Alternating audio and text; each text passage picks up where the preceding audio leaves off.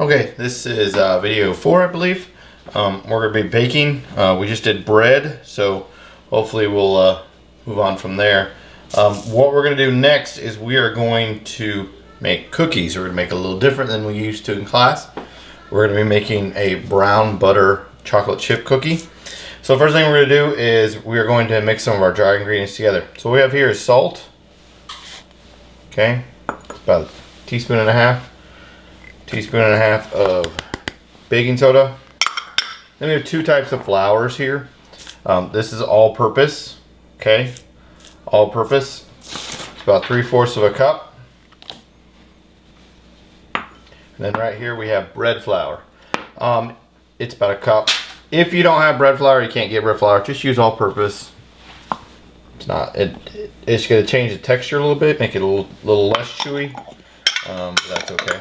So we got that together, and then we're just gonna give it a good stir.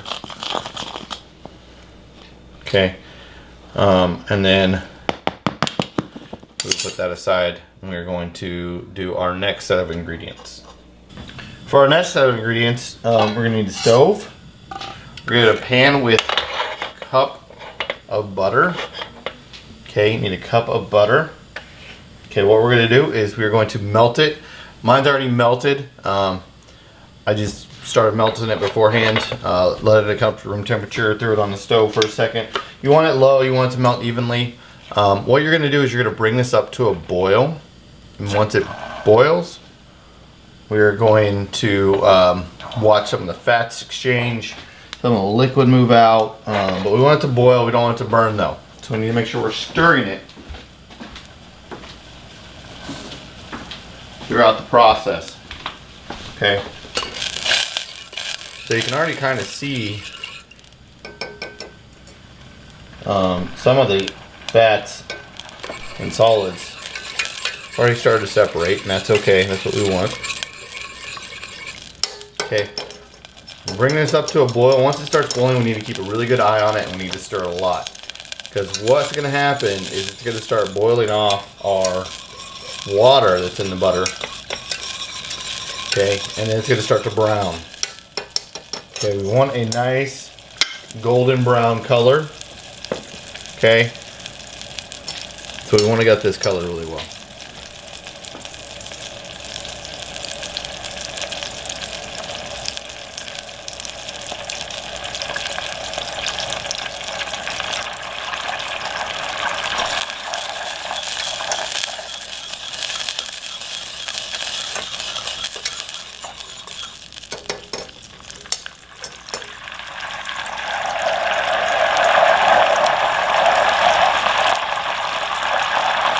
Now at this point, when it starts to boil, it's also going to foam up, so make sure you're stirring it, or this foam will just come up and over the stove and it'll go everywhere.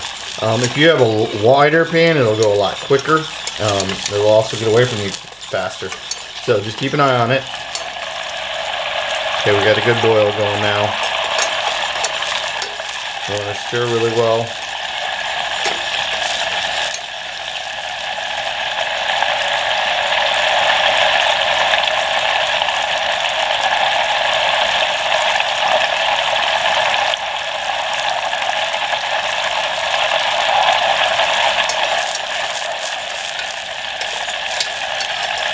Not constantly, but just every now and then give it a stir.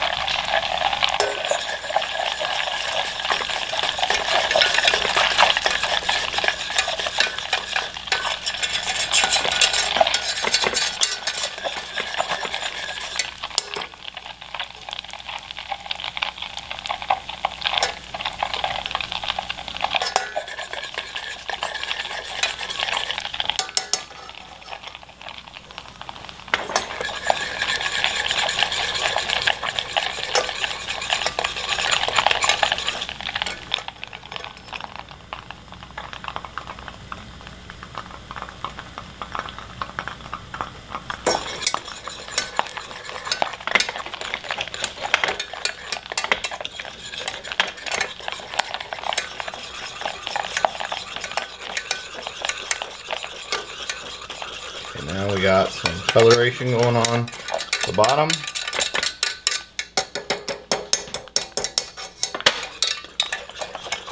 Stove off. Once I start seeing color going, I turn it off. So you guys see that color? Went from a golden to a brown really quickly. Okay. Next we want to do is we need 1 cup of this exactly.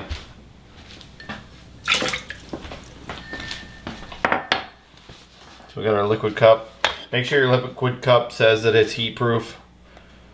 Otherwise this will not be a fun experience for you.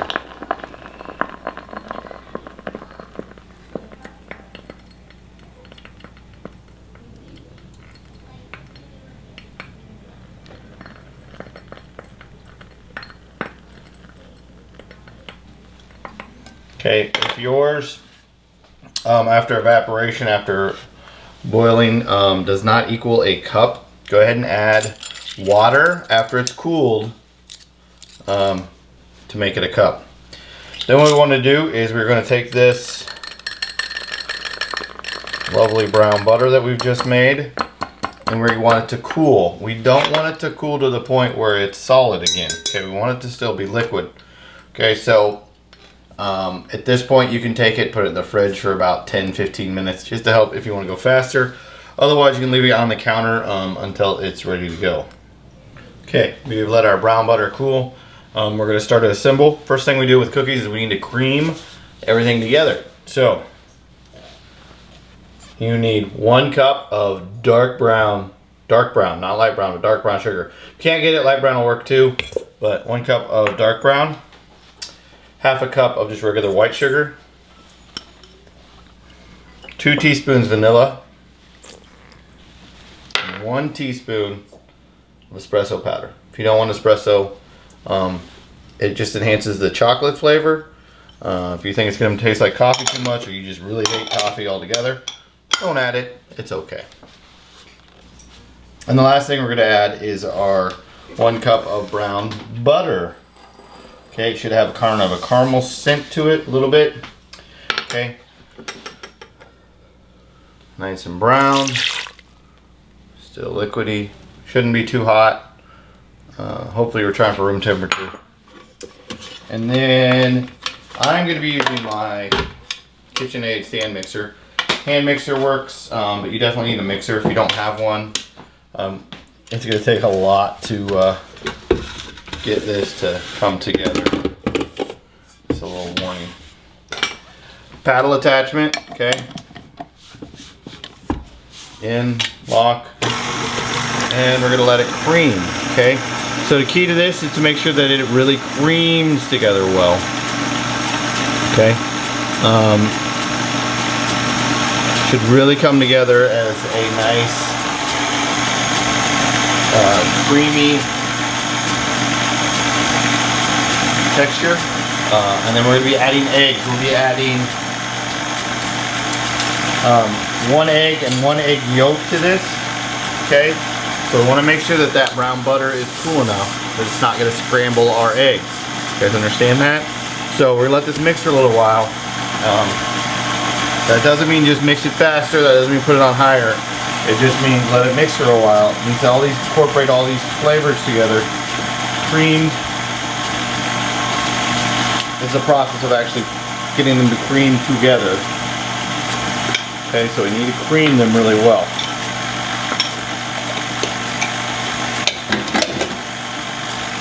Okay, so we're gonna need an egg cracked in the bowl right here.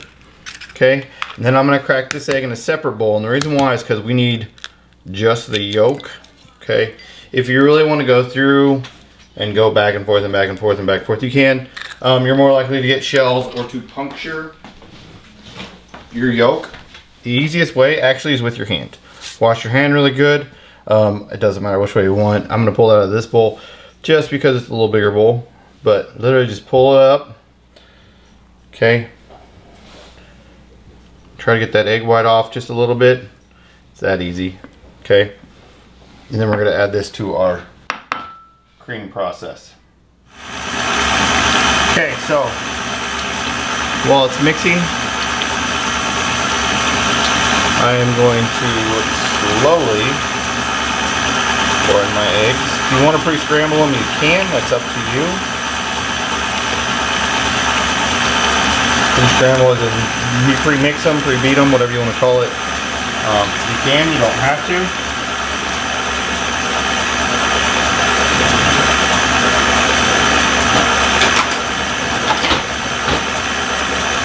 Okay, we're going to get those incorporated in.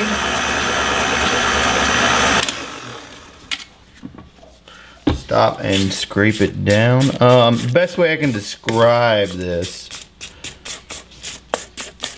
is that it looks like a very thick,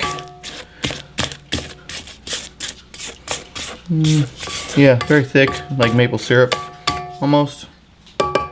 Good color maple syrup, right around there. Definitely can see the specks of espresso, the specks of the brown butter. Okay. So what we're going to do, we're going to slowly add in our dry ingredients. Okay. Best way to do that, get this is a 1/3 cup measuring cup, and just scoop and slowly add it in. Okay. Go till some of the flour's gone. Okay. Main reason why we don't want to just dump it in is one, it'll go everywhere. Two, we want to really get it incorporated, and sometimes when you just dump it in, there are pockets that get missed, they get stirred in. Okay, I'm going to go about 2/3 of the way, stop, scrape down my sides.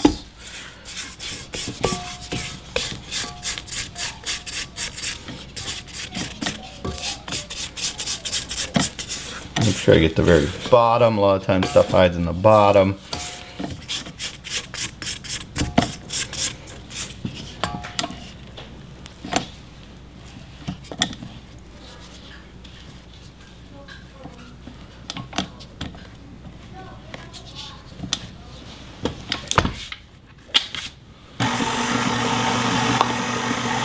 And I'm going to add the rest, get it incorporated, which looks pretty good to me.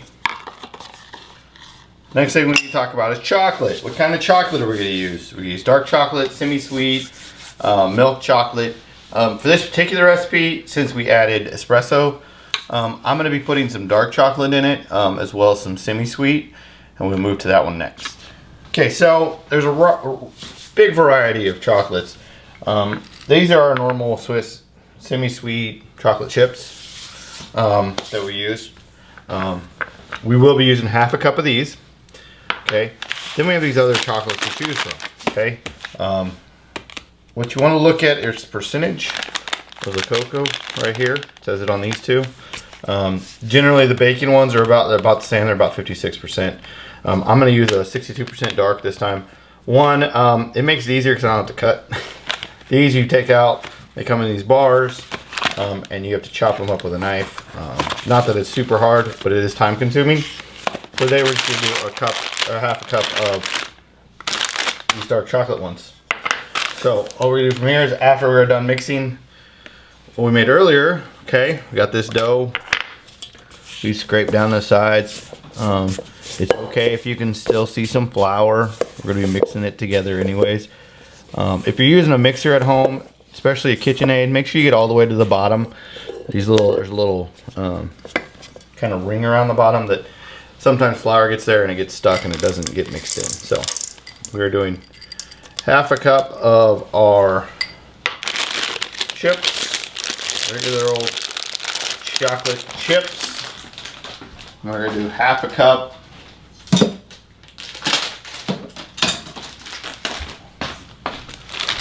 of our dark chocolate.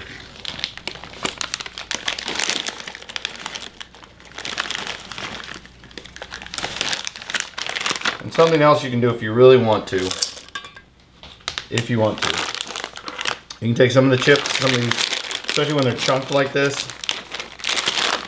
you can put them in a plastic bag and just kind of smash them with a rolling pin. Add a little couple chocolate flecks throughout. You could mix it in the mixer, that would help a little bit. I don't usually agree with that method just because it can mess with the mixer itself. And then we're just gonna mix it together. Okay, so we did use eggs, so therefore this technically is not edible. If you ever want to make edible cookie dough, okay, you really want to keep the egg out. A big way to do that is to substitute it with applesauce. Okay, we got this mixed pretty good, I think. I could be wrong. Now, if you've noticed, I haven't preheated an oven. The reason why is because we're actually going to roll these into balls and let them chill in the fridge for an hour. And what this does, since we have all this brown butter and we have some espresso in here and this chocolate, is lets these flavors meld together. I like to use, myself at home, I have silicone mat.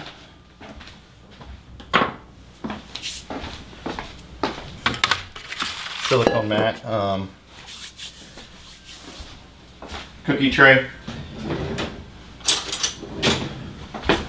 I like to use a large spoon. A lot of times at restaurants, the way they get these to look so perfect, they either have a scoop or, like we do at school, we weigh ours out. They're all weigh the same, so they all look the same.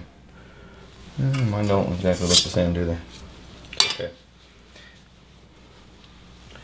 Sometimes that's okay, because sometimes you want them to look a little more what we call rustic. So a little more homemade.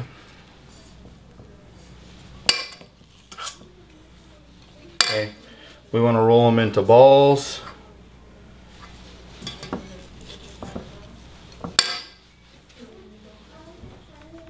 Okay. We roll these balls.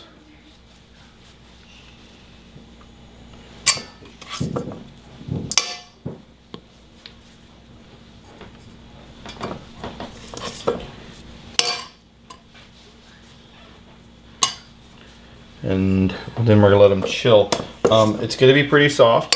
We did use melted butter. So that's another reason why we're gonna let them sit in the fridge for an hour to let them chill out.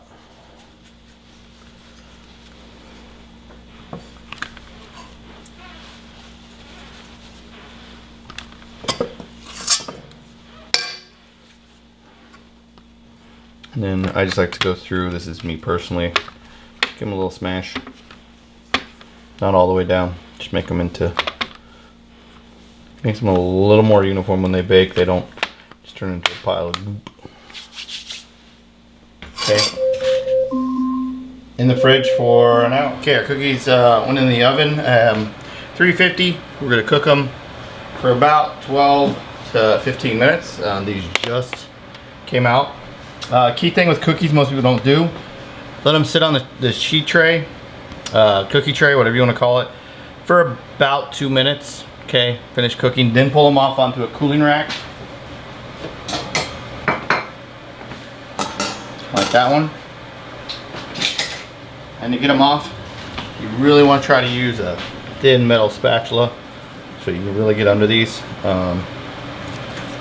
These have been out for about 2 minutes. I know I just brought them over.